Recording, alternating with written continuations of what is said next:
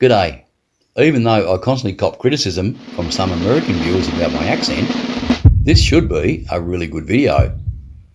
But if you're one of those people, then this is just for you. G'day. G'day. G'day. G'day. Come to Australia, you might accidentally get killed. Australia! America! Australia! I get it, Dad.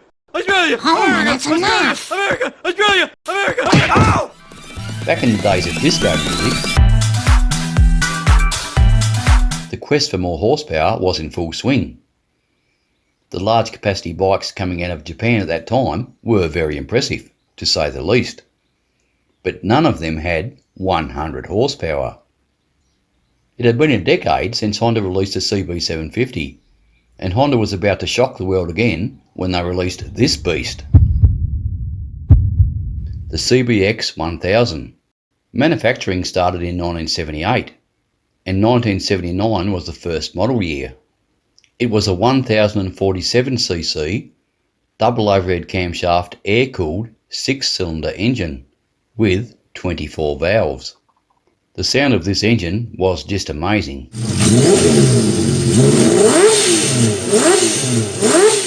Many people think that either this bike or this bike were the first 6-cylinder motorcycles, but nope, this just isn't the case. Way back in the 1920s,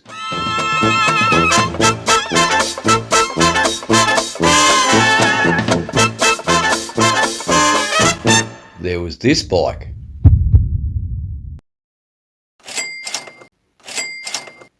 Anyway, I've covered this before on the channel, so let's get back to the Honda. When Cycle World magazine road tested the CBX 1000 in January 1979, it proved to be significantly quicker than any other motorcycle that they had ever tested before. Its quarter mile time of 11.36 seconds was astonishing for the time period, as was its top speed of 134 miles per hour. Many internet sites and books list its horsepower at being 105 horsepower, but this is not correct. The bike produced 105 PS, which is a metric measurement of power, and this converts to 103 horsepower, which is what the factory actually claimed at the time. Later models actually had slightly less power. The very same year, Kawasaki released an even larger beast, the Z1300, which was sold in America as the KZ1300. At the time, it was the largest and heaviest motorcycle to ever come out of Japan, tipping the scales at over 660 pounds. Its engine was massive, a 1286cc double overhead camshaft 6-cylinder. But unlike the CBX, the Kawasaki was liquid cooled and also featured a shaft final drive. It produced a whopping 120 horsepower, significantly more than a CBX, but it also weighed significantly more as well. So how did this translate to actual performance? Well, it was half a second slower over the quarter mile, with a best time of 11.93 seconds. However, its top speed was a tad higher at just under 140 miles per hour. The original 1300s had carbies, and it was pretty thirsty on fuel too. Later models switched to fuel injection, which not only alleviated the heavy fuel consumption, but it also gave the bike another 10 horsepower. Not to be outdone, later in 1979, Suzuki released the GSX 1100E, which was sold in America as a GS 1100E.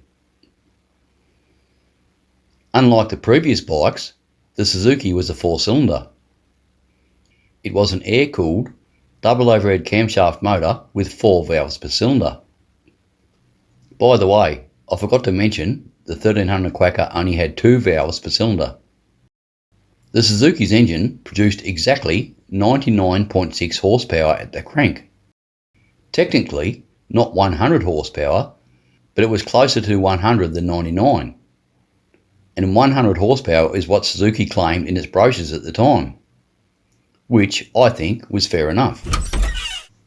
Considering that Suzuki didn't even start selling four-stroke motorcycles until 1976, to produce a bike with 100 horsepower within just 3 years was an absolutely amazing effort. At the time, Suzuki claimed their bike was the fastest production bike in the world. But was this just a sales pitch, or did their four-cylinder engine actually outperform the sixes? Let's have a look. The very best quarter mile time for the big Suzuki was 11.18 seconds. Its top speed was officially recorded at 140 miles per hour. So it was slightly quicker and slightly faster than both the six cylinders, meaning Suzuki's claim at the time was indeed correct. Yamaha's big bike at that time was the XS 1100, which produced 95 horsepower.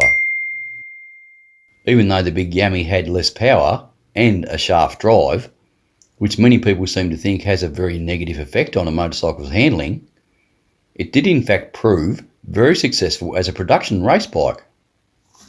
But that's for another video.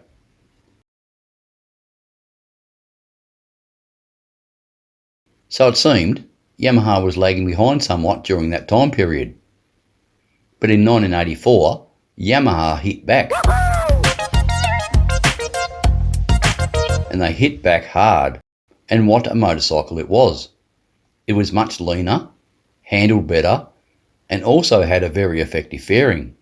And as we all know, apart from the cops, dogs, and of course girls walking down the street in miniskirts, the wind is a motorcyclist's worst enemy. This bike, of course, was the FJ 1100. Like the Suzuki, it was an air-cooled double overhead camshaft inline four-cylinder with 4 valves per cylinder. However, it was lighter than all the previous bikes, and it produced an amazing 125 horsepower. This gave the bike outstanding performance, with a quarter mile time of under 11 seconds and a top speed of 145 miles per hour.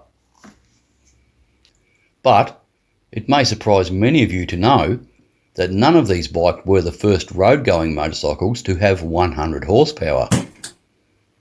In 1973, there was the Munch Mammoth 1200 TTSE. I think the correct terminology is Munch Mammut, but what would I know? I'm an Australian and we can't be fucked pronouncing anything properly. G'day, mate. Let's put another shrimp on the barbie. This bike had a 1278cc NSU four-cylinder engine, which produced a genuine 100 horsepower, and even by today's standards a very impressive 82 foot-pounds of torque. It featured a mechanical fuel injection system. In those days, fuel injection had to be mechanically mapped, as there was no such thing as onboard computers. It covered the quarter mile in 12.5 seconds, and its top speed was 137 miles per hour. It was a handcrafted, built-to-order motorcycle, and unbelievably expensive. Hardly a motorcycle for the masses. And it was also far heavier than anything else on offer at that time.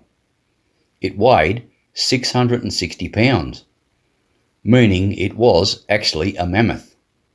I don't think any motorcycle could have had a more appropriate name. And why would anyone even want one? To my eye at least, this bike is just hideous.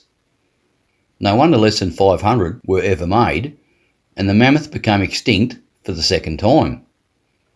But let me know what you think in comments.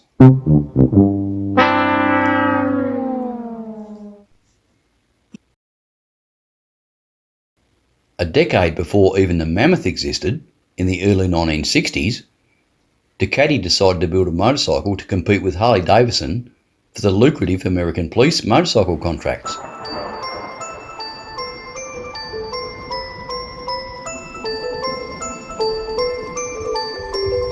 This bike was a 1260cc V4 Apollo.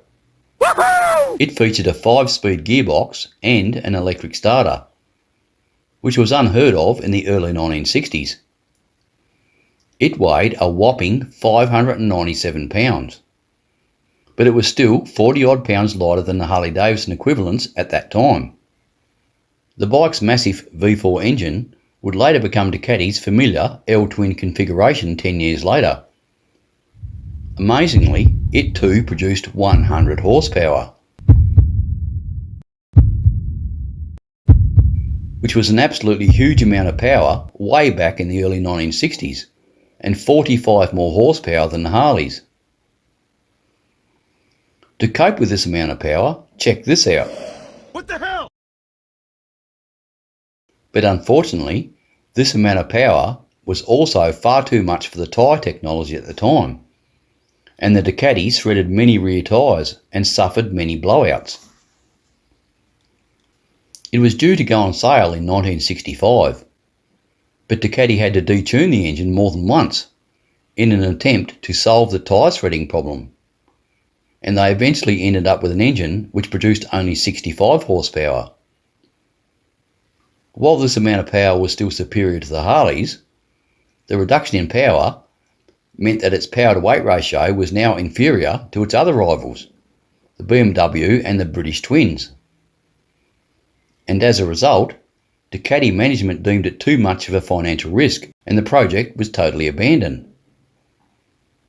So effectively, the inability of the tyre companies of the era to come up with a capable tyre to handle such a powerful and heavy motorcycle deprived riders of being able to purchase the world's most powerful motorcycle ever made to this point in history. While no quarter mile times are available, with 100 horsepower and a measured top speed of at least 125 miles per hour, this bike would have no doubt been classed as a superbike.